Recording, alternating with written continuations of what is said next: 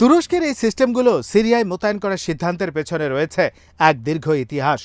Russia থেকে S-400 কেনার কারণে 2019 সালে যুক্তরাষ্ট্র তুরস্ককে F-35 জেট প্রকল্প থেকে সরিয়ে দেয়। পেন্টাগনের আশঙ্কা ছিল S-400 এর রাডার F-35 এর স্টেলথ ক্ষমতা ফাঁস করে দিতে পারে।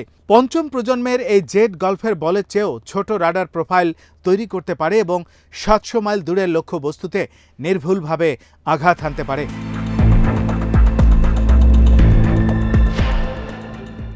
যুক্তরাষ্ট্রের দাবি S-400 রক্ষণাবেক্ষণে যে রাশিয়ান প্রযুক্তিবিদেরা নিযুক্ত থাকবেন তারা মার্কিন নির্মিত এই উন্নত বিমানের ডেটাগুলো মস্কোতে পাঠাতে পারে।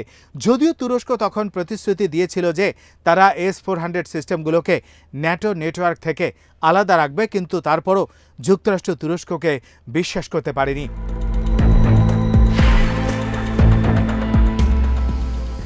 এখন যদি T-4 বিমান সেই ঘাঁটিতে S-400 ডিফেন্স সিস্টেমটি মোতায়েন করা হয়, এমনকি যদি অস্থায়ীভাবেও তা করা হয়, তাহলে এর কারণে যুক্তরাষ্ট্রের ঝুঁকি বাড়বে।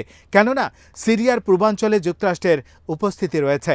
এখানে 900 মার্কিন সেনা IS-এর অবশিষ্টাংশ দমনে সিরিয়ান ডেমোক্রেটিক ফোর্সেসের সঙ্গে যৌথভাবে কাজ করছে।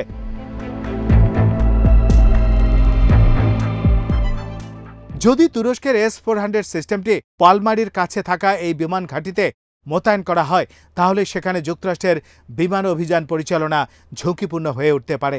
বিশেষ করে আঙ্কারার সিরিয়ান ডেমোক্রেটিক ফোর্সেস বিরোধী অবস্থানের কারণে বিষয়টি আরও জটিল হয়ে উঠেছে। কেননা তুরস্ক সিরিয়ান ডেমোক্রেটিক ফোর্সকে কুর্দি বিদ্রোহীদের সঙ্গে জড়িত সন্ত্রাসী গোষ্ঠী বলে মনে করে।